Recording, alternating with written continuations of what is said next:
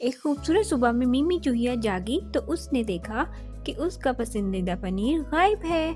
उसने फौरन अपनी छोटी सी नाक हिलाई और सूंघने लगी। ओह नहीं, मेरा पनीर कहाँ गया? मिमी ने परेशान होकर कहा। वो सबसे पहले बावर्ची खाने गई। वहाँ उसने अलमारियों के नीचे देखा, बर्तनों के पीछे झांका, मगर पनीर कहीं नजर न आया। फिर वो बाग में दौड़ी जहाँ तितलियां उड़ रही थी। क्या तुमने मेरा पनीर देखा है? मिमी ने पूछा। तितलियां हंसी और बोली, नहीं मिमी, हम तो सिर्फ फूलों का रस पीती हैं। अगला स्टॉप मुर्गी का बाड़ा था। मुर्गी ने कहा, मैंने कोई पनीर नहीं देखा, मगर बिल्ली को आज सुबह इधर आते देखा था।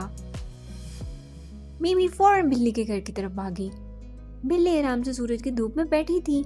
मिमी ने हिम्मत करके पूछा, क्या तुमने मेरा पनीर देखा है? बिल्ली ने मुस्कुराकर कहा, हाँ मिमी, वो गलती से मेरे बर्तन में गिर गया था। आओ अपना पनीर ले लो।